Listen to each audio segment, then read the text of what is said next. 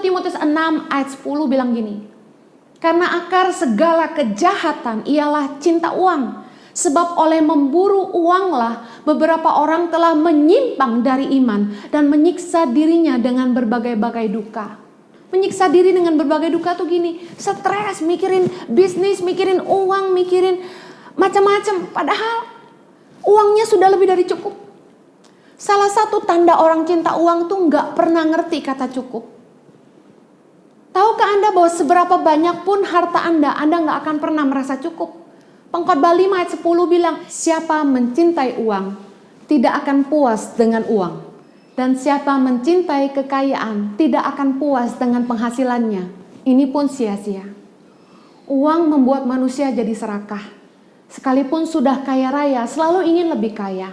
Meskipun sudah punya banyak, selalu ingin punya lebih banyak.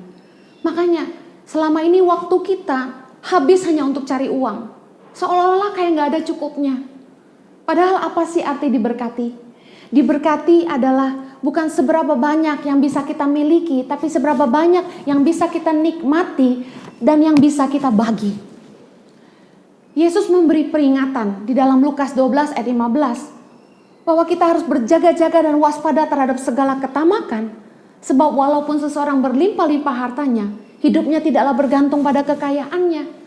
Yesus kasih tahu kita bahwa uang bukan segalanya. Seberapa sih ukuran cukup itu?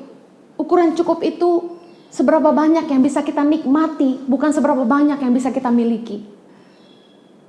Ada pepatah berkata begini, berakit-rakit ke hulu, berenang-renang ke tepian.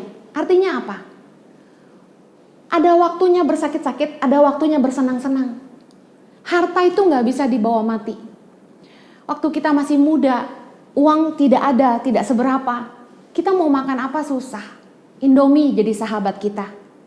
Tapi waktu setelah tua, uang sudah mulai ada. Kita mau makan apa juga bisa beli. Tapi masalahnya satu, kita udah gak bisa makan ini dan itu. Seharusnya dalam hidup ini, kalau kita bisa berkata cukup, kita pasti bisa lebih menikmati hidup kita. Nikmatilah hidup bersama pasangan dan keluarga Anda. Selama Anda hidup di dunia ini, mumpung Anda masih sehat, Anda masih kuat, nikmatilah hidup Anda. Pengkhotbah 9 ayat 9 bilang gini, nikmatilah hidup dengan istri yang kau kasihi seumur hidupmu yang sia-sia, yang dikaruniakan Tuhan kepadamu di bawah matahari. Karena itulah bahagianmu dalam hidup dan dalam usaha yang engkau lakukan dengan jerih payah di bawah matahari. Selama ini cari uang sampai gak punya waktu sama istri, gak punya waktu sama suami. Padahal yang jadi bagian kita dalam jerih payah adalah bisa menikmatinya bersama orang yang kita cintai. Harta gak bisa dibawa mati. Tapi seringkali selama kita hidup dan masih sehat, kita fokus cari uang terus. Kita bilang demi anak-anak. Tapi pada akhirnya kita seringkali mengorbankan anak-anak kita demi uang. Jangan hanya fokus hidup kita untuk bekerja meninggalkan warisan. Banyak orang yang kerja keras untuk anak-anaknya katanya. Tapi kemudian setelah dia tua dan anak-anaknya gak mau urus dia kecewa. Selama hidup kita bisa jadi berkat. Kalau sudah tua pun kita bisa jadi berkat.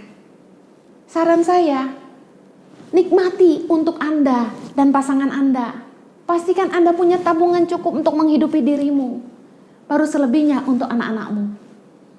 Jangan sampai Anda kerja keras untuk anak-anak, tapi setelah mereka besar, mereka juga lupa sama Anda. Dengar baik, ukuran cukup itu selain yang bisa kita nikmati adalah punya lebih untuk dibagi. Orang yang diberkati Tuhan adalah orang yang ngerti kata cukup untuk dirinya sendiri, dan dia punya lebih untuk dibagi dengan orang lain. Yesus berkata dalam Kisah Rasul 20 ayat 35, terlebih berbahagia memberi daripada menerima. Berarti kata kunci untuk bahagia adalah kalau kita bisa berbagi.